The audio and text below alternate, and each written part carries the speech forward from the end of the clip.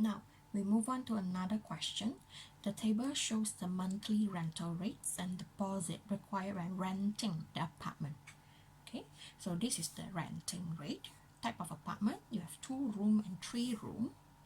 Rental rate is 450 ringgit per month. And this one is 550 per month. Deposit. What do you understand about deposit? Deposit, which means the money that you need to give first, okay, for you to rent. This one you need 1 month rent of deposit, which means to say if you're going to rent this one, this 2 room apartment, you're going to give 1 month rent deposit, and the rental rate will be 450, which means for renting this one, you're going to pay 450 ringgit and plus, okay, you're going to pay 1 month plus 1 month rent if you're going to rent for this. Okay, let's say if you're going to rent for a 3 room, you're going to rent this one, you will need to pay 550 for the first month rental, and you need to give deposit, okay, so that the room cannot be rented by others. That's why you need to give deposit 2 months rent, which means you want to rent for this apartment, 3 room apartment, you're going to pay this one plus 2 month rent. Okay, I hope you understand about this concept, because not many of you understand about this, but somehow this one is quite related with our daily life. Okay, now question come. Yan and Kate rent the 2 room apartment and the 3 room apartment respectively. Now question, Yan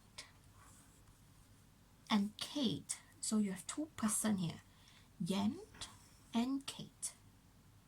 So they rent 2 room and 3 room respectively. Keyword respectively.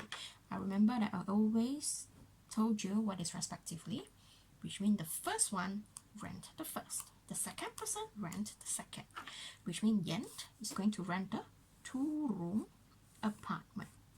Okay, but for Kate, what room? It's a 3 room apartment. Okay, it is a 3 room apartment. So what does the question ask? You're going to find the ratio. Okay, you're going to find the ratio of the initial payment. What do you understand about initial payment? Initial payment, which means when they want to start to rent this room, what is the payment, the first payment, okay? The first payment they need to give. Okay, so you're going to see the ratios, who to who. You need to read the question very careful. Yan to Kate. Okay, another keyword will be here, to. Ratio 2.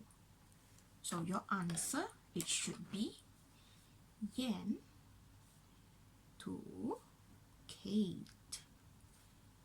Okay, you're going to find this one, what number, this one is what number. Okay, seems like very complicated, right? No worries, we already break down the question into the smaller part.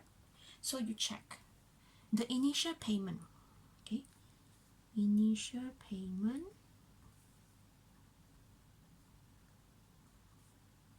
Okay, we check. First one, Yan. Yan, 2 room apartment, right?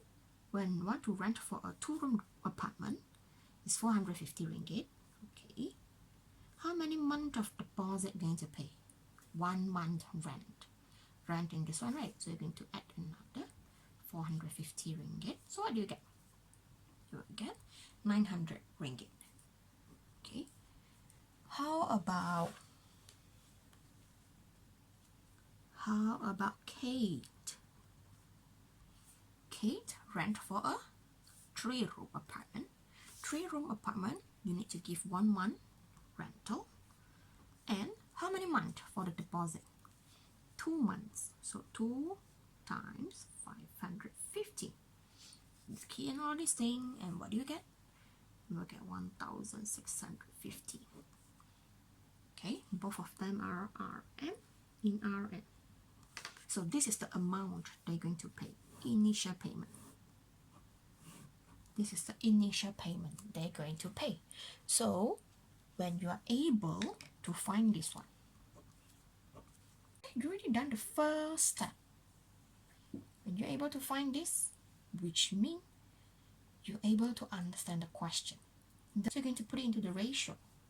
Yen, how much? RM 900. Kate, how much? 1650. RM, remove. What do you get? You can simplify, right? 900 divided by, what is the number we're going to use? Let's say we divide by 150. Okay, so you will get 6 to 11. Can it be simplified? No, which means this one will be the simplest form. So we have done for this question. Continue for question B. The monthly salaries of Yen and Kate are 3,750 and 5,000 respectively. Another keyword that you see respectively, which means Yen, how much? 3,750. What is the salary for Kate? 5,000. Okay. By applying the concept of proportion, determine the percentage. So keyword, percentage. Okay. Percentage of the monthly rental spent. Percentage of monthly rental spent to monthly salary. Okay, not only ratios you have two, but for percentage also you have it. Okay, for percentage also you have it. Percentage of monthly to the monthly salary. Okay, you remember this one. Okay, part over total, percent over 100. Okay, percent over 100 is actually from ratio. Okay, it's actually from ratio where you equivalent it to 100. Alright, you have already explored this one in your exploration activity 3. You know that ratios can be equivalent to percent, just that the denominator equals to 100 and ratios will be equivalent to percentage. Next, come back to the question. So Yen salary is 3,000. Okay, we put it here, Yen. Okay, for Yen, what is the monthly payment that she need to pay? The monthly payment, we need to refer to the question. Monthly payment 450, right? Another one is 550. So Yen is 450. Okay, what is his total? What is her total? Her salary? Yen is 3,750, right? You're going to find the percentage. Monthly rental salary percentage times 100%. Okay, percent. Then you check with calculator, you can straight away get 12%. What about Kate? Kate, you're going to pay 550 ringgit over her salary, 5,000 times with 100%. What do you get? You can solve it with calculator. You don't key in the percentage. You just key in 550 divided by 5,000 times 100. Then you will get 11%. Okay, so which means you're able to find this one, determine the percentage each of them. So this one, you already get the marks. Okay, because you need to find the percentage, right? Of course, you tell me, teacher, if I do not put the percent, can or not? Yes, no problem. Because you will apply this one, right? You will apply this one. This one is part. This one is a total. Then you equal it to percent. You know, you don't know what the percent, right? So you bring the 100 over here. Which means to say, let's say we put it here here become over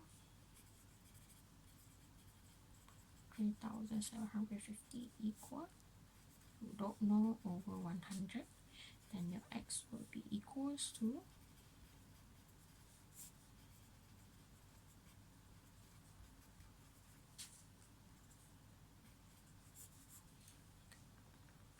'okay, you will still get the same answer. This one is the faster way. You can see that this step and this step actually are the same, right? Okay, it doesn't matter. You're going to do it this way, no problem. Okay, like I say to you, you always need to use this formula, okay, to find the percentage. Then we have finished our chapter 4, and we shall try some question